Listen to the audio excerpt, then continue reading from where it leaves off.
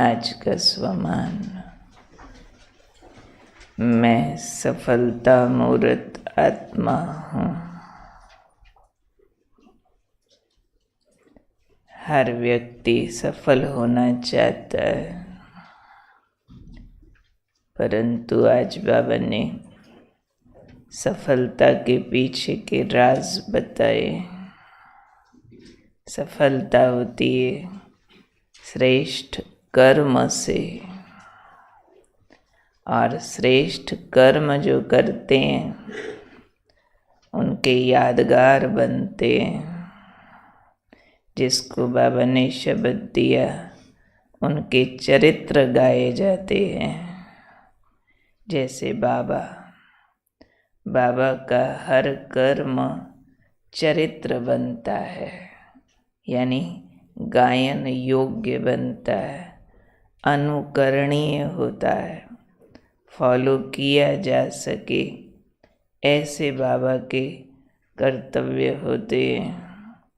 तो बच्चों को भी ऐसे कर्म करने हैं जो चरित्र बन जाएं, यानी यादगार, याद रखे जाएं। ये ऐसे बोलते, ये ऐसे चलते, ये ऐसे देखते। बाबा की एक एक बात का ऐसे वर्णन होता है, क्योंकि श्रेष्ठतम स्थिति में स्थित होते हैं। तो बाबा ने उसके पीछे का राज बताया कि क्यों बाबा के कर्म यादगार बनते हैं, चरित्र बन जाते हैं। क्योंकि बाबा हमेशा स्वदर्शन चक्रधारी होकर रहते हैं।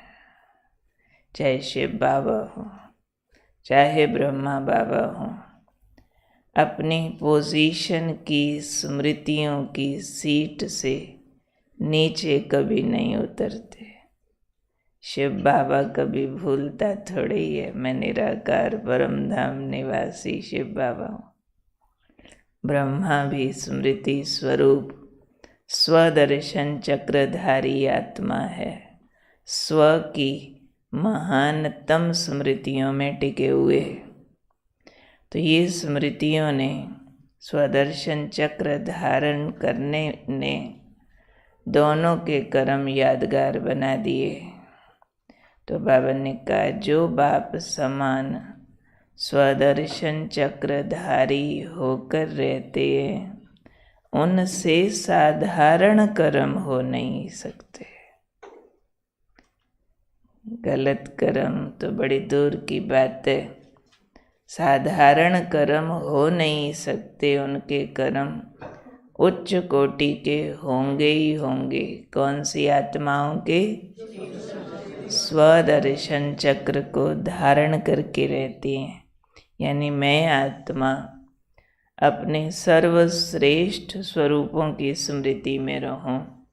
भले हम सब जानते हैं कि कलयुग में हम साधारण हो गए हैं, विकारों ने भी प्रवेश किया है, पुराने कर्मों के बंधन भी है, परंतु ये तो टेम्परेरी रूप है हमारा, असल नहीं है।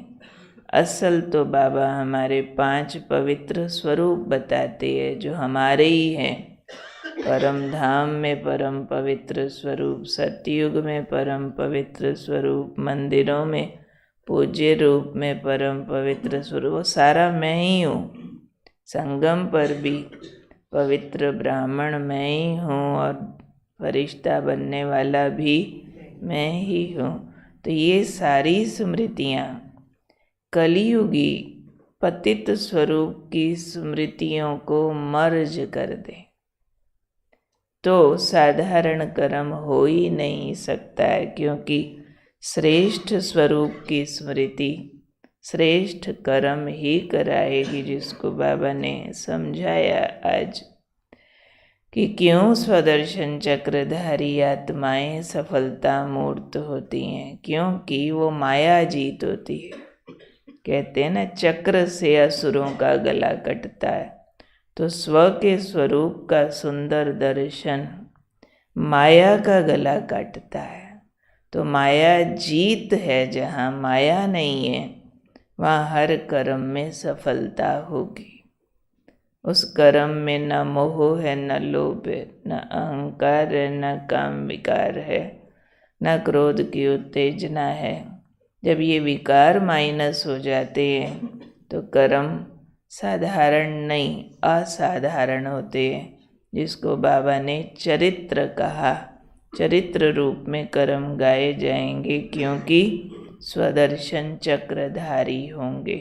स्वदर्शन चक्रधारी होने से माया जीत होंगे, माया जीत होने से सफलता मूर्त होंगे, और जो सफलता मूर्त बचे है, बाबा ने कहा वो पद्मा पदम पति बनेंगे।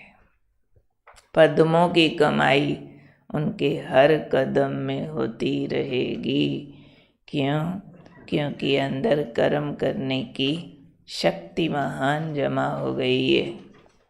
कोई साधारण कर्म नंबर कटा सकता है, लेकिन असाधारण कर्म एक एक कर्म 100 साधारण कर्मों से अधिक पावरफुल होता है। अनेक विकर्मों को दग्ध करने की भी ताकत रखता है, और पद्मों की कमाई समान होता है, जिसके लिए कहते हैं ब्राह्मणों के तो हर कदम में पद्म है। अब पद्म क्या होता है? एक कमल के फूल को भी पद्म कहते हैं, न्यारा पर बहुत प्यारा, पवित्रता का प्रतीक है। दूसरा पद्म होता है गिनती का आखिरी अंक, जहाँ आके गिनती खत्म हो जाती है। लाख करोड़ अरब खरब शंख नील पद्म, बीच में कुछ एक शब्द और भी है। पद्म के बाद गिनती नहीं होती है, पर बाबा कहते तुम पद्मा पद्मपति बनते हो, पद्म बार पद्मपति। तो कितना बाबा हमें भरपूर करता है। ये पद्मपति दोनों रूपों से है। फिर आत्मा में पुण्य भी मल्टीफोल्ड्स जमा होता है, और हम भाग्य भी चैतन का, मन का, धन का इतने गुणा पा लेते हैं, जिसका आधार होता है श्रेष्ठ कर्म। स्वदर्शन चक्रधारी होकर कर्म करना। तो जहाँ भी हमें लगे सफलता नहीं हो रही, तो वहाँ हमें अपने कर्म की क्वालिटी को चेक करना है, दूसरे किसी और को नहीं चेक करना, कोई परिस्थिति को, कोई व्यक्ति को, क्योंकि सफलता कर्म का परिणाम होती है। और कर्म की क्वालिटी ठीक करते जाओ तो फल बदलता जाएगा। जैसे फल पसंद नहीं तो बीज बदलना पड़ता है ना। लगे हैं फल अनार के, चाहिए आम के, तो जो मर्जी गाने गा लो, बदली थोड़ी हो जाएगा। आपको एक बीज आम का डाल के फिर उस पर पूरी मेहनत करके फिर उसके फल तक की पेशेंस रखनी पड़ेगी ना, तभी तो वो फल हाथ में आएगा। अब पुराने कर्मों के जो फल निकल रहे हैं वो हमें नहीं पसंद, कोई हर्जा नहीं है, धीरज धरे, नए बीज डालें, फल निकल आएगा, आज नहीं तो कल। हम अज्ञानियों की भाषा न बोलें।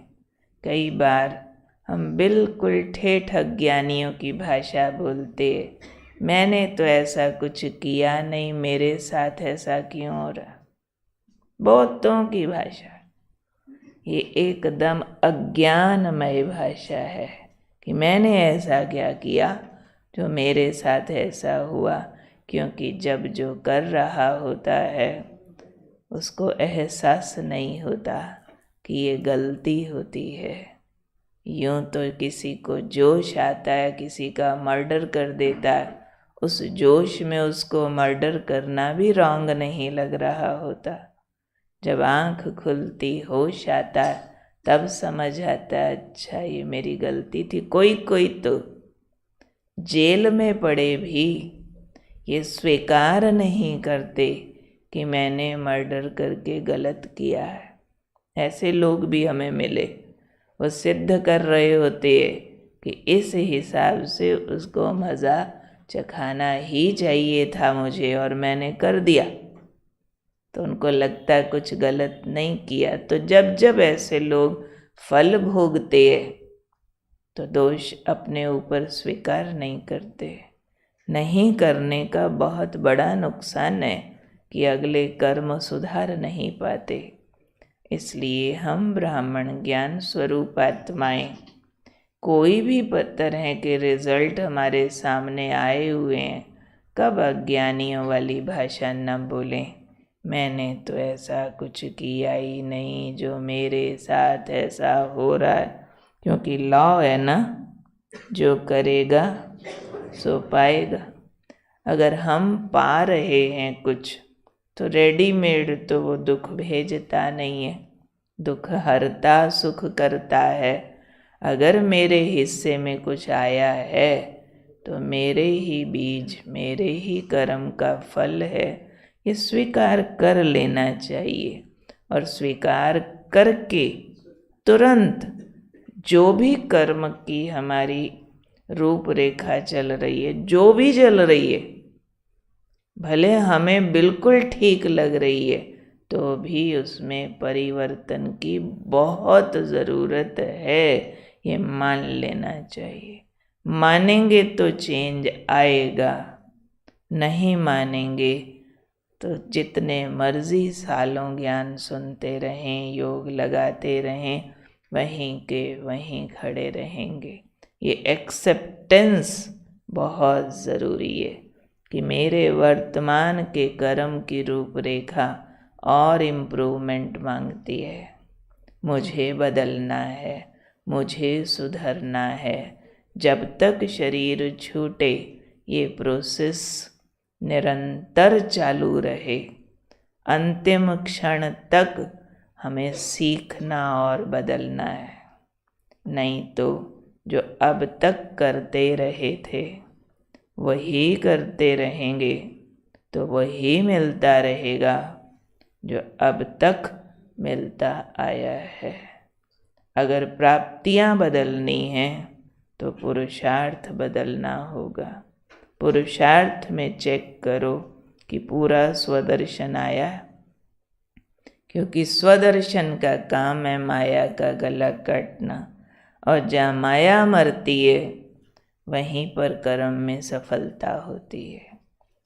जिस भी कर्म में कोई भी विकार है, छोटा या बड़ा, उसको स्वदर्शन से मारना है। बहुत सावधानी से इस पुरुषार्थ को पकड़ना होता है, ताकि हम वो सफलताएं पालें जो हमें पा लेनी चाहिए। भगवान का बच्चा होने के नाते स्वदर्शन चक्र का ज्ञान मिलने के कारण हमें उसे यूज़ करना चाहिए। कोई के पास हथियार हो भी सही और चलाए भी नहीं और दुश्मन मार के चला जाए तो क्या कहेंगे उसको? योद्धा थोड़े ही कहेंगे। हमें भी ज्ञान और योग के अस्त्र शस्त्र मिले हैं तो संभाल के रखने के लिए नहीं मिले हैं, यूज़ करने के लिए मिले हैं। तो आज की दिनचर्या में हम सब बहुत अच्छे वाला 8 बार स्वदर्शन चक्र चलाएंगे कम से कम।